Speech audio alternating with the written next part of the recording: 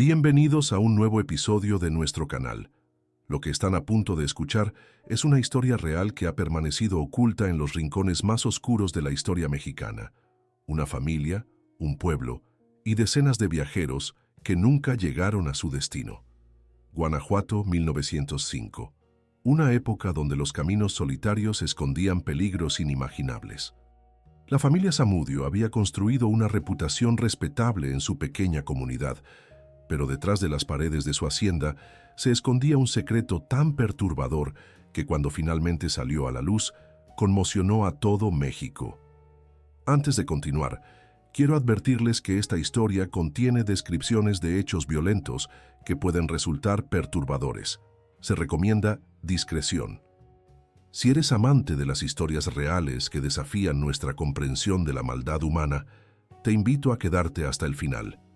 Cada detalle de esta narración ha sido investigado minuciosamente a través de archivos históricos, periódicos de la época y testimonios de descendientes de los habitantes de Guanajuato. ¿Por qué deberías quedarte hasta el final? Porque descubrirás cómo una familia aparentemente normal pudo esconder por años uno de los crímenes más atroces de la historia mexicana y cómo un pequeño error cambió el destino de todos los involucrados. Si aún no te has suscrito a la macabra historia, este es el momento perfecto para hacerlo. Somos un canal dedicado a compartir historias de personas que descubrieron algo terrible, conocieron a alguien con oscuros secretos o sobrevivieron para contarlo. Historias que nos revelan aspectos inquietantes de nuestra realidad. Suscríbete y activa la campanita para que estos relatos llenos de misterio lleguen a más personas como tú, que buscan conocer lo que se esconde en las sombras de nuestra historia. Ahora, acompáñame a descubrir el secreto maldito de la familia Zamudio. Guanajuato, 1905. La Revolución Mexicana aún no estallaba, pero la tensión social ya se respiraba en el aire. En aquella época, viajar era una aventura peligrosa. Los caminos polvorientos que conectaban las ciudades estaban plagados de bandidos y asaltantes. Sin embargo, existían refugios, lugares donde los viajeros podían descansar y recuperar fuerzas antes de continuar su travesía. La Hacienda Zamudio era uno de estos refugios. Ubicada estratégicamente a unos 15 kilómetros de la ciudad de Guanajuato, en el camino hacia León, la propiedad pertenecía a don Ernesto Zamudio, un hombre de unos 50 años, de complexión robusta y mirada penetrante. Los locales lo describían como un hombre serio pero justo, que había heredado la hacienda de su padre y la había convertido en una modesta pero próspera propiedad. La familia Zamudio estaba compuesta por don Ernesto, su esposa Dolores, una mujer callada de origen humilde, y sus 3 hijos, Javier, el mayor, de 28 años, conocido por su temperamento violento; Martín, de 25, quien se encargaba principalmente del ganado; y Clara, la menor, de 20 años, descrita por quienes la conocían como una joven hermosa, pero extrañamente distante. La hacienda ofrecía comida y hospedaje a los viajeros a precios razonables. Contaba con 5 habitaciones para huéspedes, un comedor amplio donde doña Dolores servía sus famosos guisos y un establo donde los viajeros podían dejar sus caballos. También tenían un pequeño comercio donde vendían provisiones para el camino. La familia Zamudio era muy respetada en la región, comentó años después Josefina Márquez, una anciana que vivió en los alrededores durante aquella época. Don Ernesto siempre participaba en las fiestas del pueblo y hacía donaciones a la iglesia local. Nadie hubiera sospechado jamás lo que ocurría realmente en esa hacienda. La ubicación de la propiedad no podía ser más conveniente para sus propósitos. Situada en un recodo del camino, rodeada por densas arboledas y alejada de otras viviendas, la hacienda Zamudio ofrecía privacidad total. Detrás de la casa principal, un barranco de unos 20 metros de profundidad desembocaba en un pequeño río de aguas turbulentas, especialmente durante la temporada de lluvias. Las primeras sospechas sobre los Zamudio surgieron de manera gradual. En el pueblo comenzó a circular el rumor de que algunos viajeros que se habían hospedado en la hacienda nunca llegaron a su destino. Sin embargo, Dado que los caminos eran peligrosos y los asaltos comunes, estas desapariciones no despertaron mayor alarma. Sebastián Rojas, un comerciante de telas de la Ciudad de México, fue uno de estos viajeros desaparecidos. En marzo de 1905, Rojas partió hacia Guanajuato con una carga de telas finas importadas para venderlas a las familias adineradas de la región.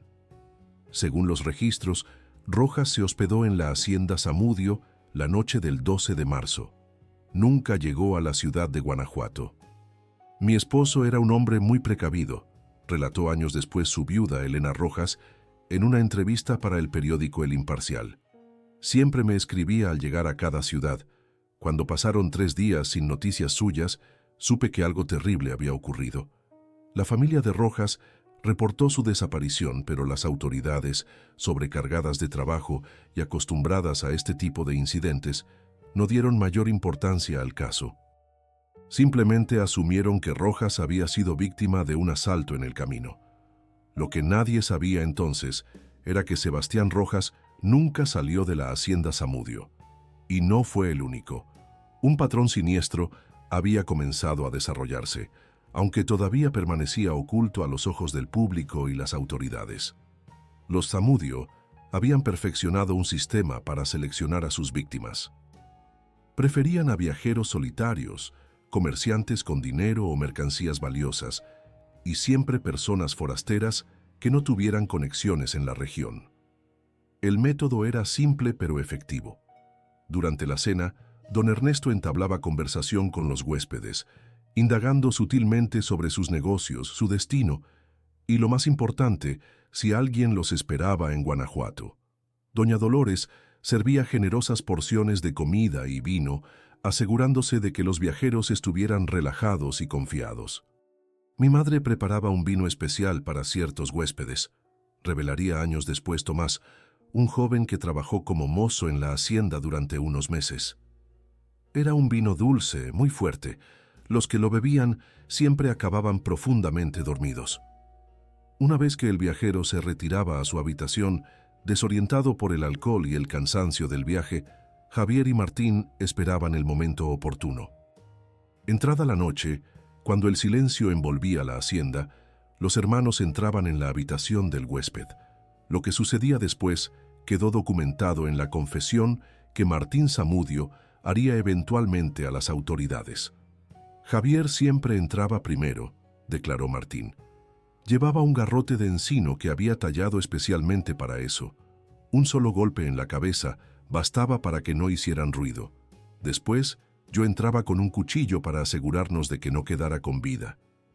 Los cuerpos eran llevados a una bodega detrás de la casa principal. Allí, los hermanos Zamudio despojaban a las víctimas de todas sus pertenencias, dinero, joyas, ropa de valor, documentos que pudieran ser útiles. Don Ernesto se encargaba personalmente de revisar las carretas o caballos de los viajeros, apropiándose de la mercancía que transportaban. Antes del amanecer, los cuerpos eran arrojados al barranco detrás de la hacienda, donde la corriente del río y los animales salvajes se encargaban de eliminar cualquier evidencia. Durante años, este macabro ritual se repitió sin levantar sospechas. Calculamos que pudieron ser más de 30 personas, declaró después el inspector Alejandro Vega, quien dirigió la investigación. Quizás nunca sepamos el número exacto. El primer capítulo de esta historia termina así, con la hacienda Zamudio, convirtiéndose silenciosamente en una trampa mortal para viajeros desprevenidos, mientras la familia mantenía una fachada de respetabilidad ante la sociedad guanajuatense. Pero como suele suceder con los secretos oscuros, este tampoco permanecería oculto para siempre. Un error, un simple descuido, sería el principio del fin para los Zamudio. Abril de 1905. La temporada de lluvias se acercaba a Guanajuato, y con ella aumentaba el tránsito de comerciantes que buscaban concluir sus negocios antes de que los caminos se volvieran intransitables. Para la familia Zamudio, esto significaba más oportunidades, más víctimas potenciales. Su confianza había crecido con cada crimen impune, y con la confianza llegó el descuido. Ricardo Mendoza no era un viajero cualquiera. A sus 35 años, este comerciante de San Luis Potosí había construido una próspera red de contactos en todo el centro del país. Comerciaba principalmente con plata, comprando piezas directamente de los artesanos locales para venderlas en la capital y otras ciudades importantes. A diferencia de otros comerciantes, Mendoza nunca viajaba solo. El 20 de abril, Ricardo llegó a la hacienda Zamudio acompañado por su asistente, Felipe Quirós, un joven de 19 años que apenas llevaba 6 meses trabajando con él. También los acompañaba Eduardo Lafuente, un viejo amigo de Ricardo y socio en algunos negocios.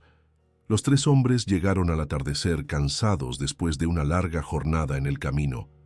Esa noche, mi padre notó algo extraño en los viajeros, confesaría después Clara Zamudio. Eran 3, y nosotros nunca habíamos atacado a más de 2 personas a la vez. Además, el comerciante mencionó que su hermano era juez en la Ciudad de México y que lo estaba esperando en Guanajuato al día siguiente. Durante la cena, don Ernesto mantuvo su rutina habitual de conversación amistosa con los huéspedes. Doña Dolores sirvió su famoso mole y el vino especial. Sin embargo, algo salió mal. Eduardo Lafuente apenas probó el vino, alegando que le dolía la cabeza y prefería mantenerse sobrio. A pesar de estas complicaciones, la codicia pudo más que la precaución. Las alforjas de Ricardo contenían piezas de plata valoradas en más de 5,000 pesos, una pequeña fortuna en aquella época. Don Ernesto decidió proceder con el plan, aunque modificándolo ligeramente. Esa noche, mi padre nos reunió en la cocina después de que los huéspedes se retiraran, relató Martín en su confesión. Dijo que atacaríamos primero al asistente, que ocupaba una habitación separada. Después, iríamos por los otros 2. Pasada la medianoche, Javier y Martín entraron sigilosamente en la habitación de Felipe Quirós. El joven dormía profundamente, afectado por el vino adulterado. Un golpe de garrote acabó con su vida casi instantáneamente. Confiados por este primer éxito, los hermanos procedieron hacia la habitación donde se hospedaban Ricardo y Eduardo. Aquí fue donde cometieron su error fatal. Al abrir la puerta, encontraron que Eduardo Lafuente seguía despierto, sentado junto a la ventana. Antes de que pudieran reaccionar, Eduardo gritó alertando a Ricardo, quien se incorporó bruscamente en su cama. Javier se abalanzó sobre Eduardo, mientras Martín luchaba con Ricardo. En la confusión, Eduardo logró sacar una pequeña pistola que llevaba consigo y disparó, hiriendo a Martín en el hombro. El disparo despertó a toda la hacienda, recordaría después Tomás, el mozo. Yo dormía en el establo y corrí hacia la casa principal. Vi a don Ernesto salir de su habitación con una escopeta. Lo que sucedió a continuación fue un caos de violencia. Don Ernesto disparó contra Eduardo, matándolo instantáneamente. Ricardo, aprovechando la confusión, saltó por la ventana y, a pesar de lastimarse una pierna en la caída, logró escapar hacia el bosque protegido por la oscuridad de la noche. «Busquen a ese hombre y mátenlo», ordenó don Ernesto a sus hijos. «No puede llegar al pueblo». Javier, Martín, a pesar de estar herido, y 2 mozos de confianza salieron en persecución de Ricardo llevando antorchas y armas. Registraron el bosque durante horas, pero la oscuridad y la densidad de la vegetación jugaban a favor del fugitivo. Al amanecer, exhaustos y temerosos, regresaron a la hacienda sin haber encontrado rastro de Ricardo Mendoza. «Mi padre estaba furioso como nunca lo había visto», relató Clara. «Sabía que si ese hombre llegaba a Guanajuato, todo estaría perdido para nosotros». Don Ernesto actuó rápidamente. Ordenó a Javier y a los mozos que llevaran los cuerpos de Felipe y Eduardo al barranco. Después, organizó la huida. Tomaron dinero, joyas y documentos importantes, cargaron 2 carretas con provisiones y se prepararon para abandonar la hacienda antes del mediodía. Mientras tanto, Ricardo Mendoza había logrado lo imposible. A pesar de su pierna lastimada y desorientado en territorio desconocido, consiguió llegar a un pequeño rancho a unos 5 kilómetros de la hacienda. Los dueños, alarmados por su estado y por su historia, lo llevaron inmediatamente a Guanajuato, donde contactó con las autoridades. El hombre estaba aterrorizado, declaró después el comisario Ignacio Velázquez. Temblaba mientras relataba lo sucedido en la hacienda. Al principio, pensamos que deliraba por la fiebre de la herida, pero cuando mencionó que su amigo y su asistente habían sido asesinados, decidimos investigar. A mediodía del 21 de abril, cuando los Zamudio estaban a punto de partir, vieron aproximarse una nube de polvo en el camino. Era un destacamento de rurales, la Policía Rural Mexicana, acompañados por el comisario Velázquez y por Ricardo Mendoza, quien había insistido en regresar a pesar de su estado para identificar a los asesinos. Los Zamudio no tuvieron oportunidad de resistirse. Fueron arrestados y llevados a Guanajuato, donde comenzaría uno de los procesos judiciales más impactantes en la historia criminal de México. Pero lo peor aún estaba por descubrirse. Cuando las autoridades inspeccionaron la propiedad, siguiendo las indicaciones de Tomás, el mozo que decidió cooperar a cambio de clemencia, encontraron un espectáculo macabro en el barranco detrás de la hacienda. Nunca olvidaré lo que vimos allí, escribiría después el comisario Velázquez en su informe. Restos humanos en distintos estados de descomposición. Ropas, zapatos, objetos personales. Era como si el barranco hubiera estado devorando personas durante años. La noticia conmocionó a todo Guanajuato. La respetable familia Zamudio, ahora expuesta como una banda de asesinos despiadados, se convirtió en el centro de todas las conversaciones. ¿Cómo habían logrado ocultar sus crímenes durante tanto tiempo? ¿Cuántas personas habían muerto en esa hacienda maldita?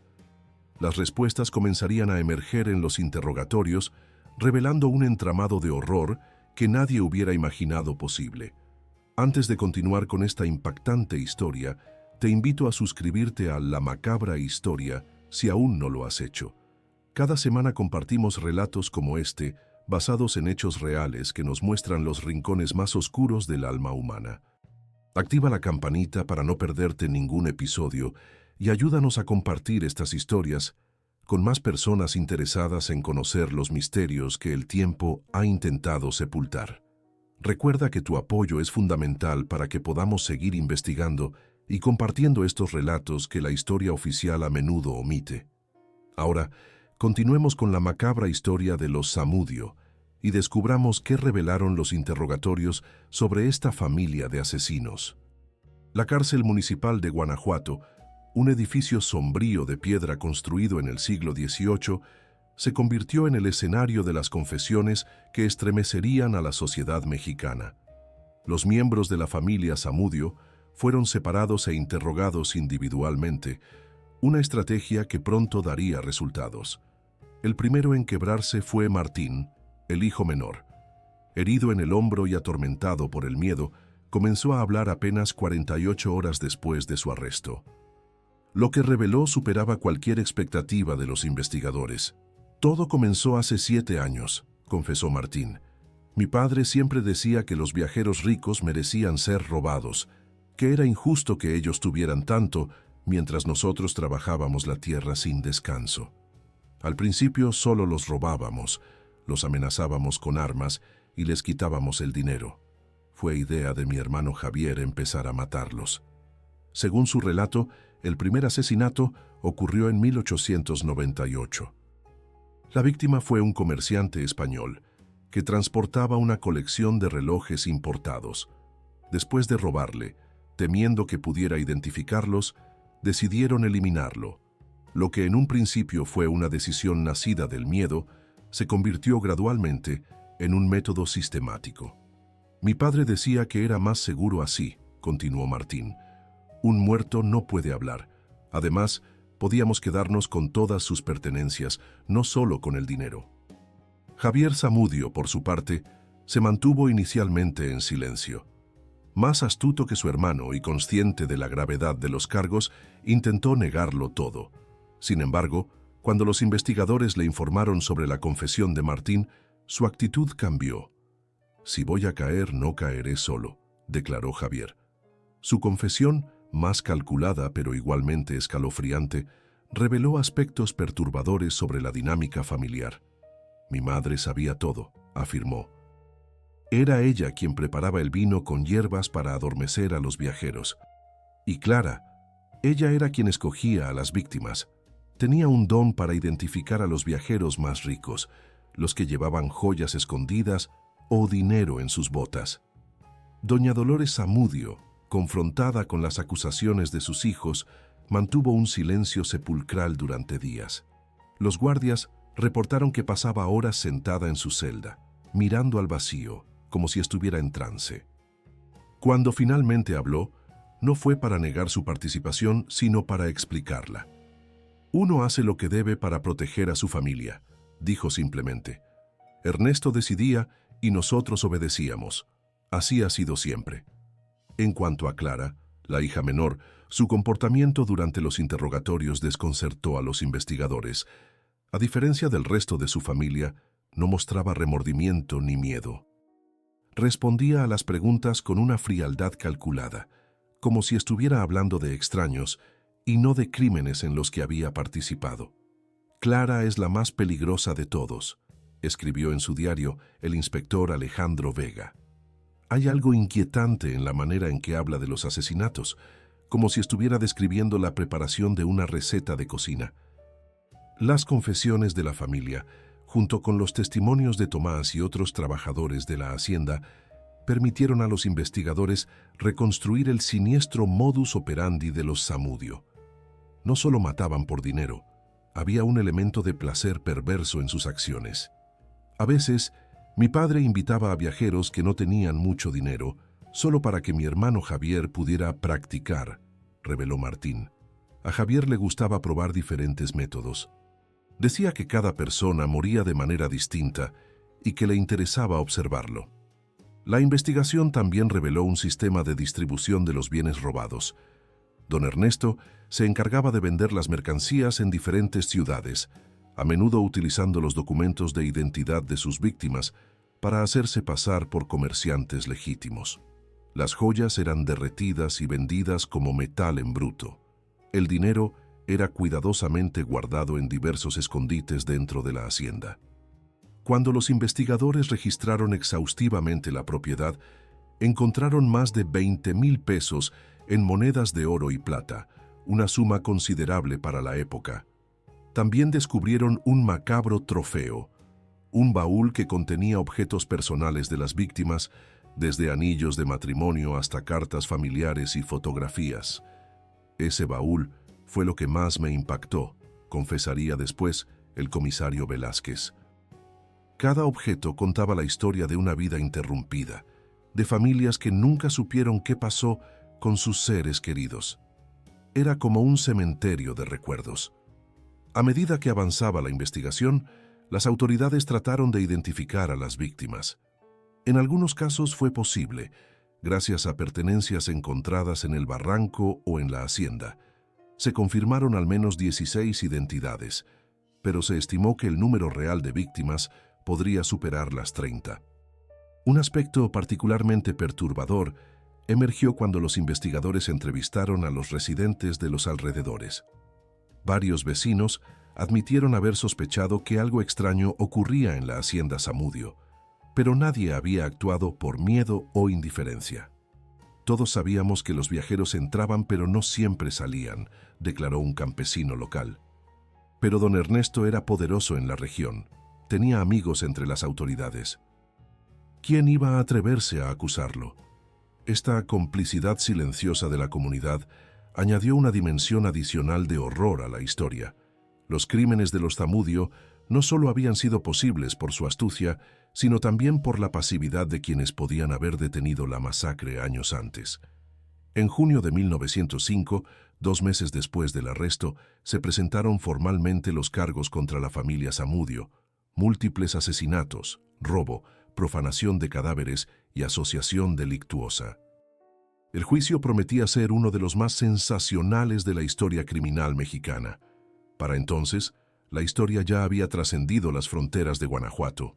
Periodistas de la Ciudad de México, Guadalajara e incluso corresponsales extranjeros llegaron para cubrir el caso. Los monstruos de Guanajuato, como los llamó la prensa, se convirtieron en el tema de conversación en todo el país. Mientras tanto, en la cárcel municipal, don Ernesto Zamudio mantenía un silencio obstinado. A diferencia de su esposa e hijos, se negaba a confesar o a mostrar cualquier emoción. Solo una vez, cuando le informaron que Ricardo Mendoza había sobrevivido y testificaría en su contra, mostró una reacción, una sonrisa enigmática que heló la sangre del guardia que lo observaba. «Ese hombre aún tiene secretos», escribió el inspector Vega. «Me temo que ni siquiera conocemos toda la extensión de sus crímenes». El juicio estaba a punto de comenzar, y con él se revelarían los detalles más escabrosos de uno de los casos más siniestros en la historia criminal de México. El 10 de julio de 1905, en el imponente edificio del Tribunal Superior de Justicia de Guanajuato, comenzó lo que la prensa llamó el juicio del siglo. Las calles aledañas al tribunal se llenaron desde el amanecer. Cientos de personas, algunas venidas de lugares distantes, esperaban para conseguir un lugar en la sala o al menos ver pasar a los acusados. El juez asignado al caso fue don Manuel Cervantes, un hombre de 60 años conocido por su rectitud e imparcialidad. La fiscalía estaba representada por el licenciado Francisco Ibarra, un joven pero brillante abogado que había ganado notoriedad por sus métodos innovadores. La defensa, por su parte, recayó en abogados de oficio, ya que ningún abogado privado quiso representar a los Zamudio, temiendo el estigma social que ello conllevaría. «Nunca había visto tal expectación por un juicio», escribió el periodista Enrique Gómez en El Imparcial. «Es como si toda la sociedad mexicana necesitara presenciar el castigo a estos monstruos para exorcizar sus propios miedos». Los Zamudio entraron a la sala encadenados y escoltados por un fuerte dispositivo de seguridad. Don Ernesto caminaba erguido, con la mirada fija al frente, mientras doña Dolores mantenía la cabeza baja. Javier mostraba una actitud desafiante, casi arrogante. Martín parecía aterrorizado, mirando nerviosamente a su alrededor. Clara, con su vestido negro y el cabello recogido, mantenía una expresión imperturbable que desconcertaba a los presentes. El juicio comenzó con la lectura de los cargos, un proceso que tomó casi 2 horas debido a la extensión y gravedad de los delitos imputados. Después, el fiscal Ibarra presentó su alegato inicial, describiendo a los Zamudio como una familia que había convertido el asesinato en una empresa familiar, tan rutinaria para ellos como la siembra es para un agricultor honrado. La estrategia de la fiscalía fue contundente: presentar no solo las pruebas materiales encontradas en la hacienda, sino también construir un perfil psicológico de cada miembro de la familia, demostrando cómo cada uno cumplía un rol específico en la maquinaria de muerte. El primer testigo en declarar fue Ricardo Mendoza, el comerciante que había sobrevivido y dado la alarma. Su testimonio, detallando la noche del ataque y su milagrosa huida, captivó a la audiencia. Cuando identificó a cada uno de los Zamudio, señalándolos directamente desde el estrado, un murmullo recorrió la sala. «Estuve cara a cara con la muerte esa noche», declaró Mendoza, su voz quebrada por la emoción. «Vi en los ojos de esos hombres que habían matado antes y que lo volverían a hacer sin remordimiento alguno». Después de Mendoza, desfilaron otros testigos clave. Tomás, el mozo que había trabajado para los Zamudio, vecinos de la hacienda que habían notado comportamientos extraños, comerciantes que habían comprado mercancía robada a don Ernesto sin conocer su origen, y quizás los testimonios más impactantes, familiares de las víctimas identificadas. María Fuentes, esposa de un comerciante de textiles desaparecido en 1903, rompió en llanto cuando le mostraron un reloj de bolsillo encontrado en la hacienda. «Este reloj se lo regalé a mi esposo en nuestro 10º aniversario», dijo entre sollozos. «Tiene nuestras iniciales grabadas en la tapa». Las pruebas físicas eran abrumadoras. El baúl con pertenencias de las víctimas, diarios y registros encontrados en la hacienda donde don Ernesto anotaba meticulosamente sus ganancias. Los instrumentos utilizados para los asesinatos, incluyendo el famoso garrote de encino de Javier, y lo más perturbador, fotografías de los restos humanos encontrados en el barranco. A medida que avanzaba el juicio, emergieron detalles cada vez más inquietantes sobre la dinámica familiar de los Zamudio. Varios testigos relataron episodios que sugerían una progresiva deshumanización en todos ellos. Un antiguo trabajador de la hacienda recordó cómo, tras los asesinatos, la familia cenaba tranquilamente mientras discutían lo sucedido como si estuvieran hablando del clima. Otro testigo mencionó haber escuchado a Clara Zamudio tocar el piano mientras sus hermanos llevaban un cuerpo hacia el barranco.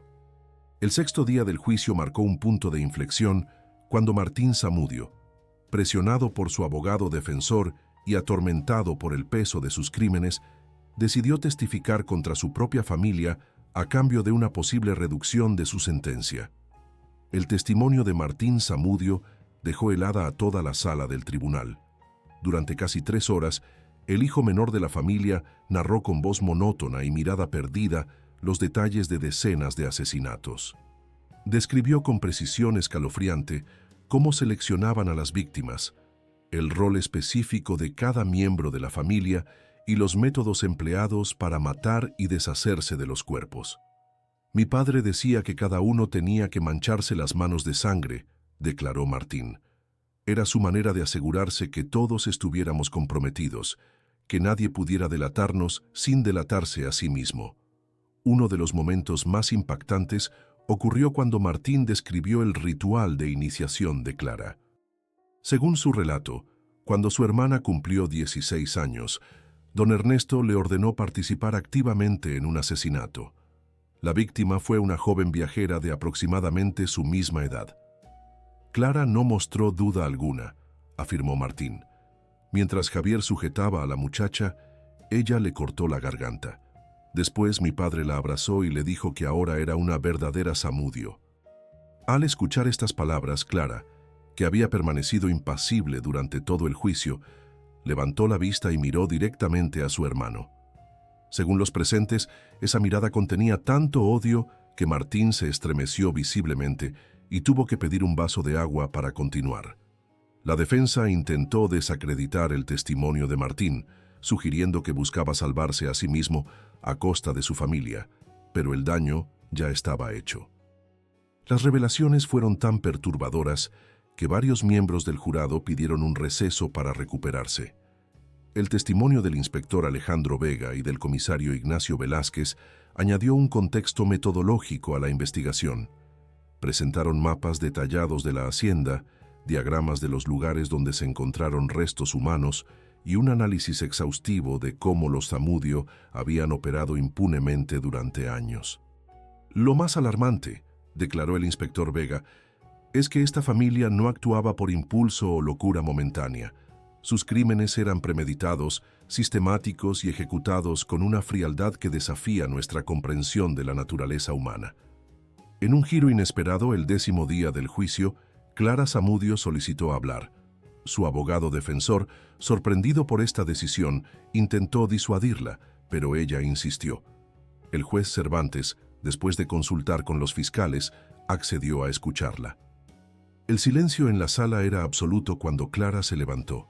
Con voz clara y firme, comenzó a hablar no para negar su participación, sino para explicarla desde su perspectiva. Desde que tengo memoria, dijo Clara, mi padre me enseñó que el mundo se divide en depredadores y presas. Me dijo que nuestra familia había elegido ser depredadores. Yo solo seguí el camino que me mostraron desde niña. Su testimonio, lejos de buscar clemencia, parecía más un análisis frío de su propia maldad. Describió cómo había aprendido a identificar viajeros vulnerables, cómo había perfeccionado técnicas para ganar su confianza y cómo, con el tiempo, había desarrollado un gusto particular por ver el momento en que la vida abandonaba los ojos de las víctimas. No siento remordimiento, concluyó Clara, pero entiendo que la sociedad necesita castigarme para mantener la ilusión de que personas como yo somos excepcionales, cuando en realidad hay miles como nosotros, ocultos entre ustedes. Estas palabras causaron conmoción en la sala. El juez Cervantes, visiblemente perturbado, ordenó un receso inmediato.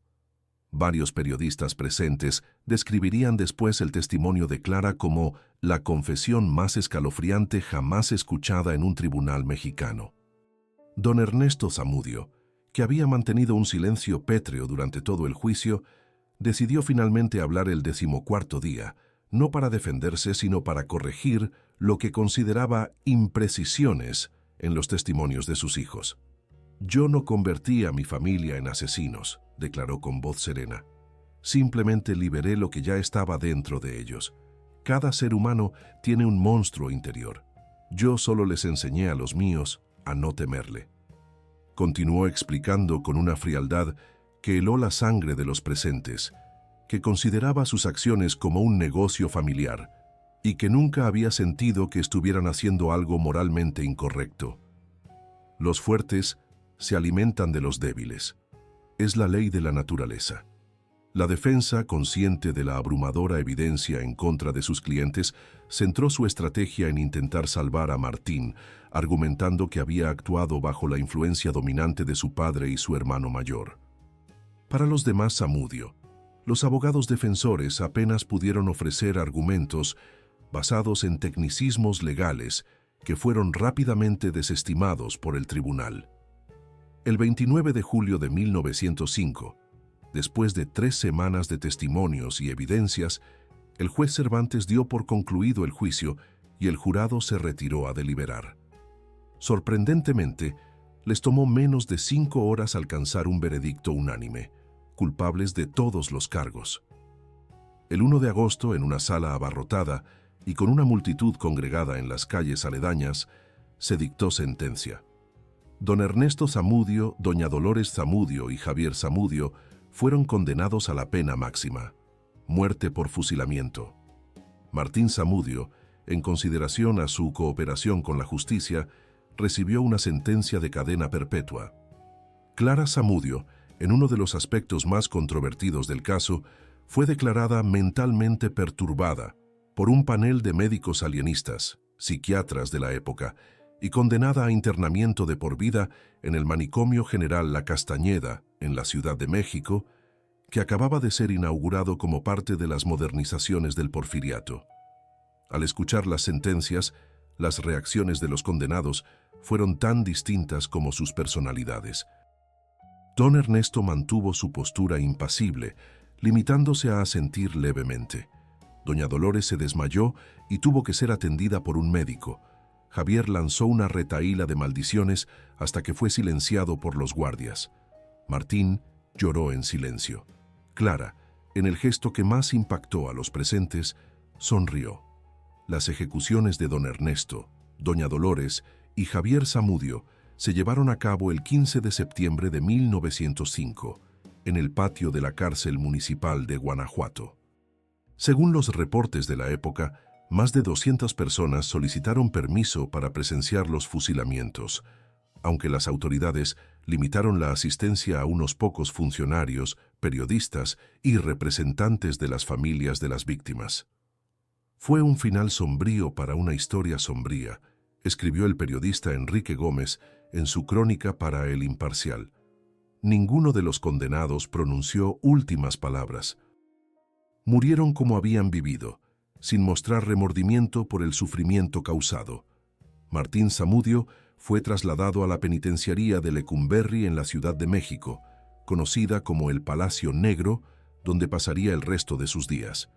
Según los registros penitenciarios, se convirtió en un prisionero modelo, dedicándose a trabajos de carpintería y, eventualmente, a dar clases de lectura a otros reclusos.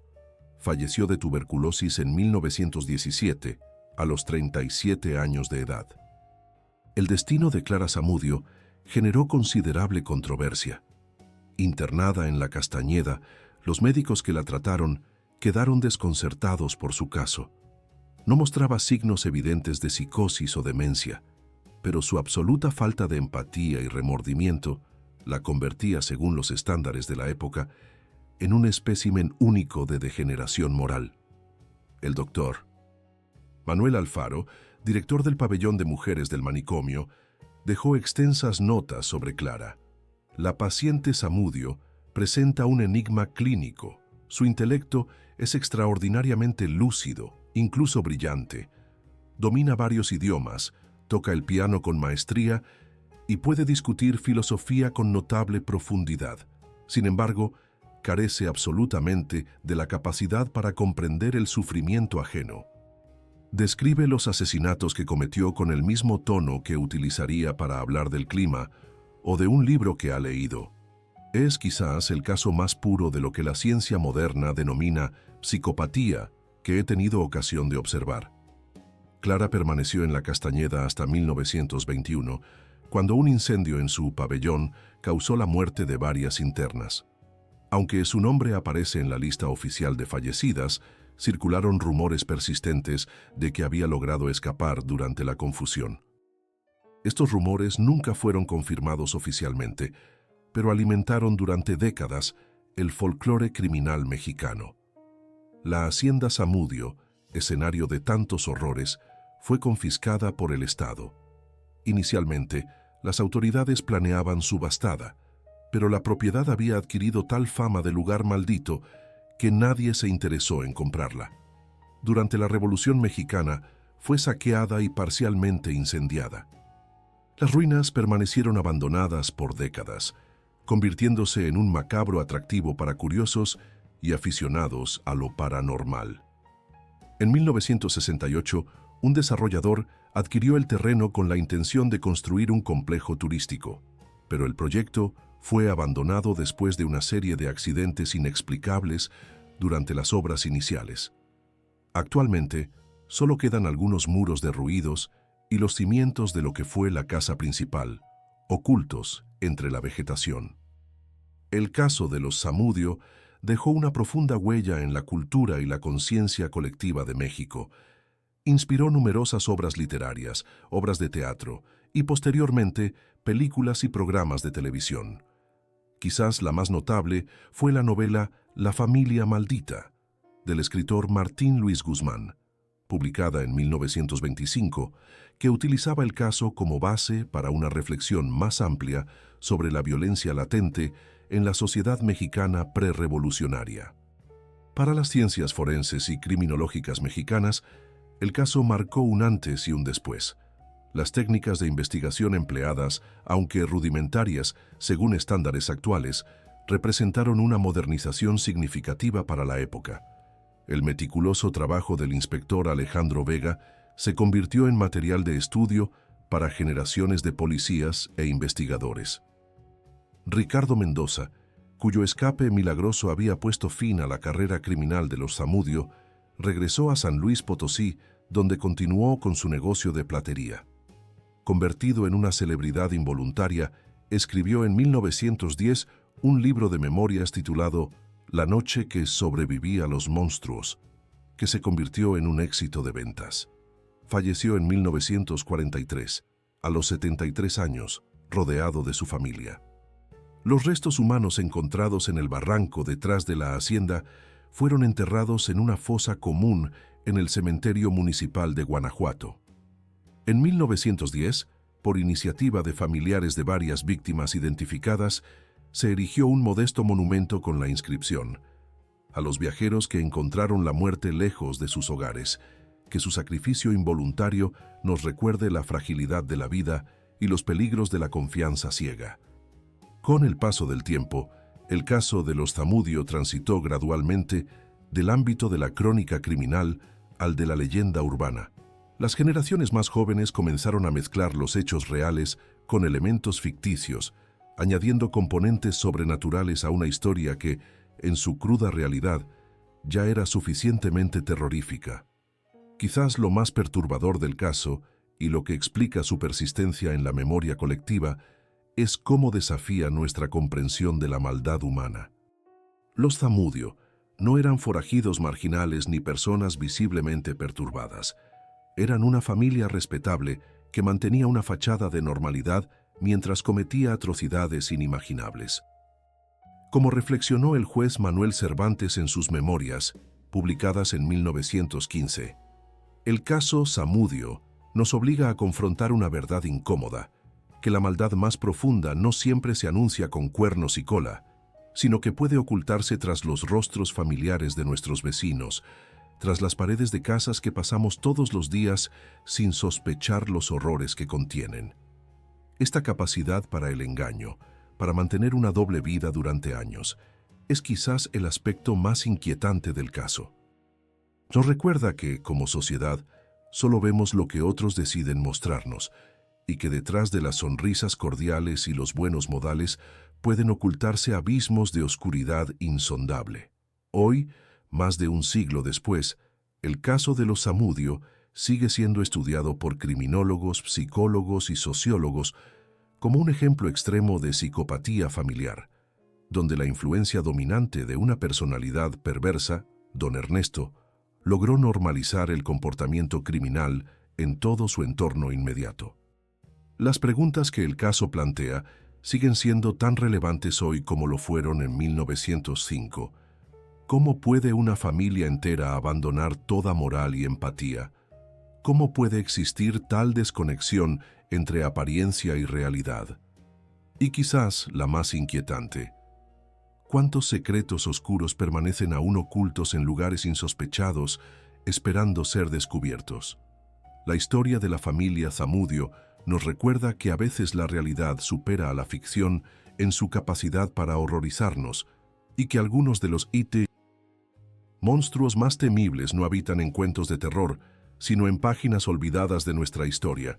Si has llegado hasta aquí, te agradezco profundamente por acompañarme en este recorrido por uno de los casos criminales más estremecedores de la historia de México.